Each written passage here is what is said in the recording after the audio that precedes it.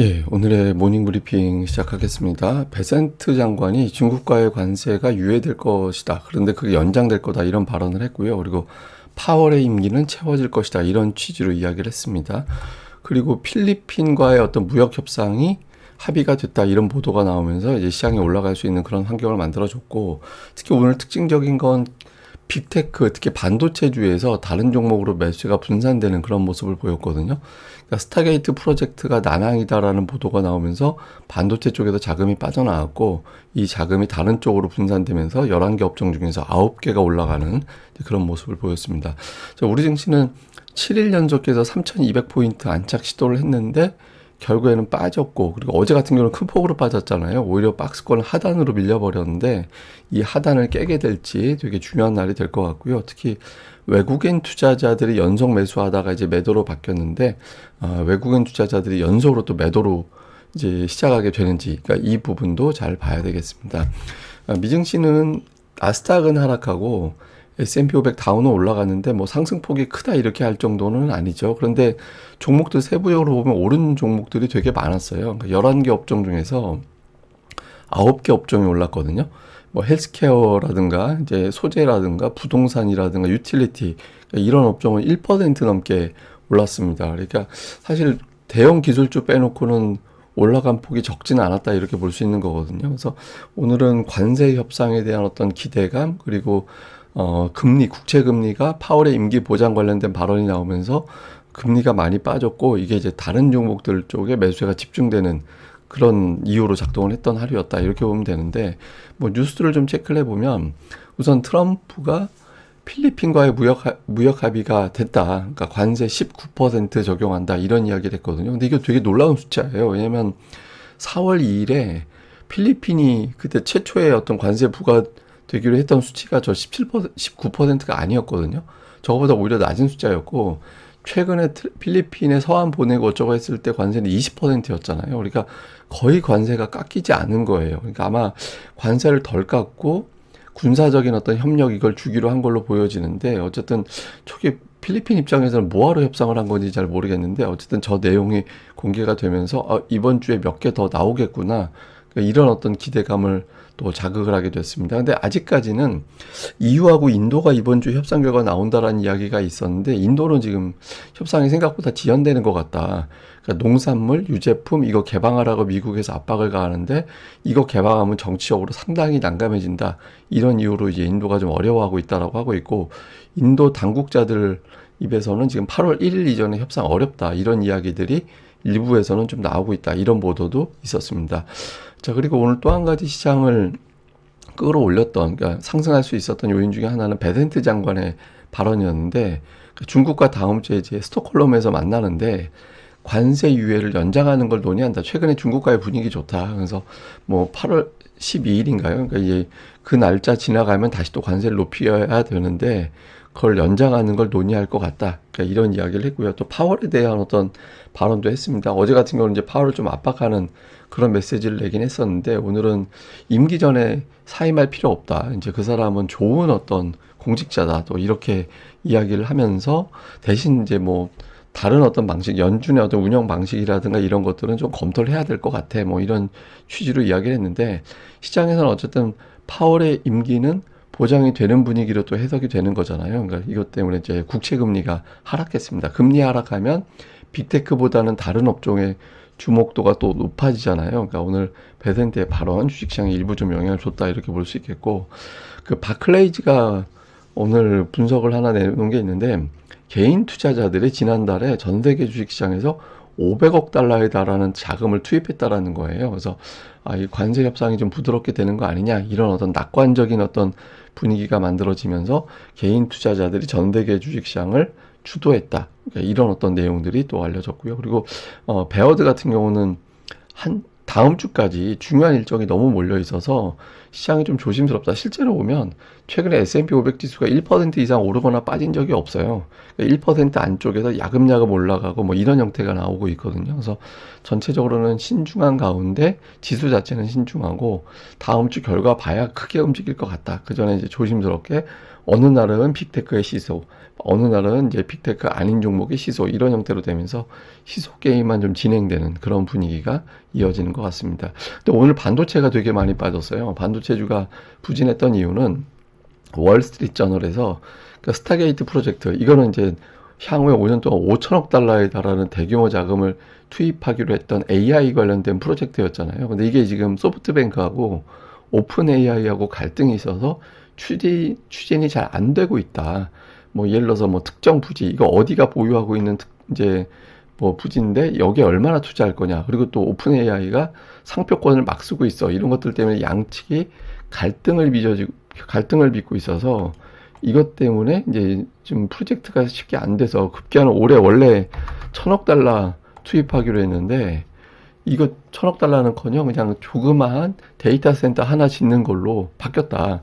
그러니까 이런 것들이 보도가 되면서 오늘 이제 AI 관련된 대형 반도체주들이 큰 폭으로 빠졌고 이게 이제 나스닥 시장을 끌어내리는 그런 역할을 했습니다. 근데 두 회사는 별 문제 없다. 정상적으로 진행된다라고 이야기하고 있는데 어쨌든 저 보도 이후에 이제 반도체주들이 약세를 좀 보였고요. 그리고 또 HSBC에서는 하반기 AI 테마가 약화될 가능성이 있다.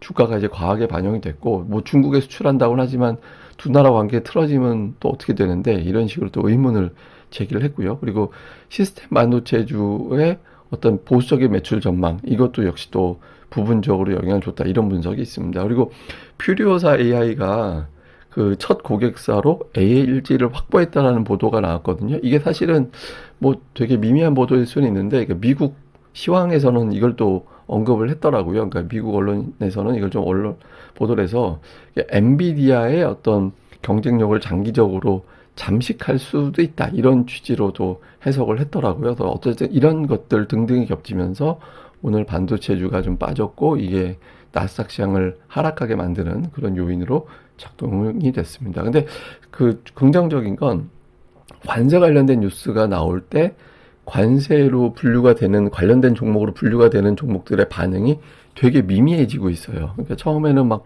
예를 들어 4월 2일 이럴 때는 뭐 관련된 마스켓 종목들이 11%나 폭락을 하고 막 이렇게 됐었는데 점차 보면 관련된 뉴스가 나올 때 거의 반응이 없는 그런 형태가 나오고 있거든요. 그래서 시장이 이제 관세 뉴스에 좀 둔해지긴 했는데 이제 다음 주 또 8월 1일로 그 유예가 또 종료되는 날이라서 그 이후에 어떻게 될지는 잘 모르겠죠. 근데 어쨌든 최근 들어서 투자자들이 관세에 대해서 부정적인 반응은 좀 덜하기 시작했다. 이렇게 보면 되는 거고. 다만 이제 탑10 버블로는 계속 좀 제기가 되고 있는 것 같아요. 그러니까 보면 탑10에 해당되는 종목군들의 시가총액 비율하고 이익의 비율하고 따져놓고 보면 이익의 비율보다 시총의 비율이 훨씬 더 높은 그런 상태잖아요. 근데 지난주 같은 경우는 여전히 그 대형주 ETF 쪽에 자금이 많이 몰려갔었거든요. 그 대형주 ETF에 자금이 몰려서 잘 빠지진 않고 있긴 한데 오늘 같은 경우 뭐 반도체 이슈 하나로 대형주들이 쭉 빠지고 이런 형태가 나타나고 있잖아요. 그래서 시장에서는 버블론을 좀 걱정하는 목소리들도 있어서 이게 이제 그 대형주보다 다른 쪽으로 가야 되나 이렇게 생각하는 투자자들이 일부 있고 그렇지만 또 다수는 그래도 압도적인 실적을 자랑해서 예전의 버블하고 다르다. 그러니까 매년 성장하고 있기 때문에 예전과 버블은 또 다르다 해서 또 며칠 빠지면 또 대형주들은 올라가고 있고 이렇게 해서 시장에서는 약간 좀 치고받고 하는 그런 상황이 계속해서 이어지는 것 같습니다. 주요 종목으로는 오늘 대형주 내에서 엔비디아, 아마존, 마이크로소프트, 메타, 브로드컴 AI로 좀 분류가 되는 AI로 분류가 되는 기업들이 상대적으로 약한 그런 모습을 보였고요. 그리고 오늘 뭐 상승률은 상당수의 종목이 올랐기 때문에 특정 업종 뭐가 올라갔다 이렇게 얘기할 정도의 상황은 아니었던 것 같습니다. 근데 대형주 중에서 특이한 게 알파벳이 지금 10거래일 연속 올라가고 있어요.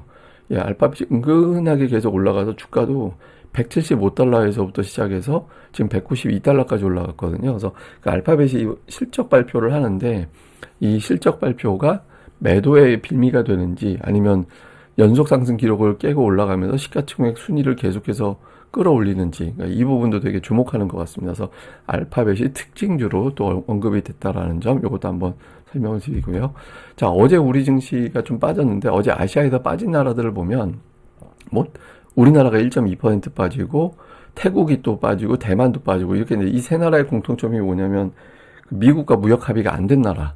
그러니까 이 나라거든요. 그래서 어제 그러니까 무역 합의에 대한 어떤 불안, 이런 것들이 일부는 영향을 준 걸로 보여지긴 해요. 예, 그러니까 이제 8월 1일로 다가오는데 관세 관련된 협상이 뚜렷하게 나온 건 없고 이러니까 혹시 우리나라 같은 경우는 이제 20% 이상의 관세부가 25%, 20% 그러니까 나라들별로 이렇게 부과가 되는데 그 관세 일단 막고 시작하는 거 아니냐.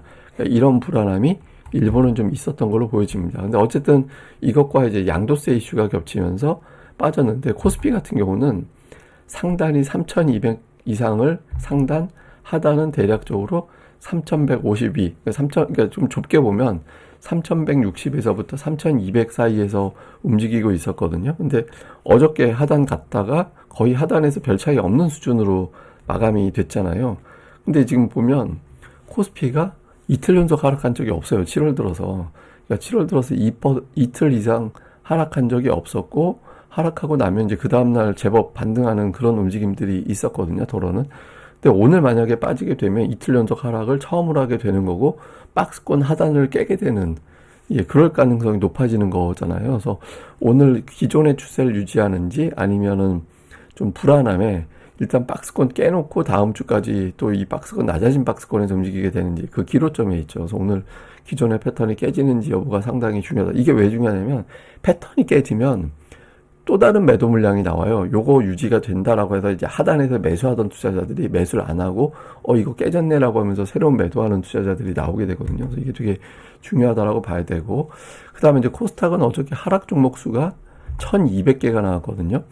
근데 코스닥 하락 종목 수 1,200개는 어제 좀 과했어요. 그래서 이게 근데 코스닥은 관세 영향 이런 것들에 상대적으로 그렇게 크게 받는 시장은 아니었잖아요. 그러니까 어제는 이거는 양도세 관련된 이슈로 하락한 걸로 보여지긴 하거든요. 근데 이제 1,200개 하락이 넘게 나올 때 덜어는 저 위치가 저점이 돼서 반등하는 그런 계기로 작동한 적도 있었습니다. 그러니까 저 보시면 뭐 1,400개 가까이 하락했던 때가 이제 바닥이 저 반전하는 그날이 되기도 했었고, 또 1,300개 가까이 하락했던 날이 또 반전이 시작되는 그런 날로 작동하긴 했었거든요. 그래서 갑작스럽게 하락 종목수가 확 늘어날 때 그때를 계기로 돌아서는 케이스들이 있었는데, 그러니까 오늘 이 두 가지 케이스, 미국 저 코스피에서는 하락이 이틀 연속 없었다라는 점, 그리고 박스권 하단으로 내려왔다라는 점이 중요한 패턴. 코스닥 같은 경우는 갑자기 하락 종목수가 확 늘어나면 그날을 계기로 이제 시장이 반등하기는 했었는데, 그러니까 이 이제 패턴들이 깨지냐, 이게 되게 중요한 것 같아요. 오늘 시장이 좀 나름대로 의미 있는 그런 날이라고 봐야 되는 건데, 외국인들이 매매하는 걸 보면 어제 그나마 이제 순매도했기 때문에 걱정되긴 하지만 그나마 조금 핑계를 대자면 기계업 종 매도가 되게 많았어요. 그러니까 두산 에너빌리티 매도가 집중이 되면서 전체 매도의 90%가 두산 에너빌리티였거든요. 그래서 뭐 사실상 외국인들이 이렇게 매도로 돌아섰다 이렇게 갖다 붙이기는 조금 애매한 측면이 있죠. 그리고 중형주군을 매수를 했다라는 점, 그러니까 외국인들이 완전히 시장을 이탈한다고 하면 대형주, 중형주 그냥 다 매도해버리거든요. 근데 어제는 좀 대형주 쪽에 매도가 집중된 걸로 봐서는 완전히 외국인들이 이탈한 게 아니라 그냥 특정 종목에 대한 매도였고 그냥 관망하는 거였다, 이렇게 갖다 붙일 수 있는데, 오늘 장에서도 매도라고 특히 이제 대중소 다 매도를 해버리면은 다음 주까지는 외국인들이 신중하려나 보다, 이렇게 또 해석이 될 수 있잖아요. 그래서 오늘 외국인 투자자들이 좀 매도를 안 하고 순매수로 돌아서는 그런 모습을 보여주는 게 시장 흐름상은 상당히 중요한 날이다, 이렇게 봐야 될 것 같습니다. 자, 시장상 좀 요약을 해보면 우선 코스피 이틀 연속 하락 없었는데 이 패턴이 유지가 되느냐, 그 다음에 외국인 투자들이 기계업종 중심으로 대형주 매도한 거지 시장 자체를 매도했던 건 아니었는데, 근데 외국인도 오늘 시장 자체를 매도하느냐 아니면 이틀 전에 나왔던 비차익 매수를 다시 재개하느냐, 이건 이제 되게 중요한 어떤 이유로 될 것 같고요. 그다음에 코스닥이 하락 종목수 1,200개 이상 나오고 나면, 특히 이제 갑작스럽게 느닷없이 하락 종목수가 크게 늘어나면 이제 그 다음에 반전을 했었는데, 어제는 이제 양도세 변수가 코스닥 같은 경우는 좀 영향이 있다라고 봐야 되거든요. 이게 그 양도세 이슈가 되면 대주주 기준이 낮아지면서 과세, 그러니까 세금 20% 이상 내야 되는 사람들의 비율이 갑자기 커지잖아요. 그러니까 주식을 팔았을 때, 그 주식을 팔았을 때 세금 대상이 되는 어떤 그 대주주 지분이 이제 비율이 높아지게 되면 그만큼 이제 나는 그러면 대주주가 되지 말아야지라고 하면서 그 전에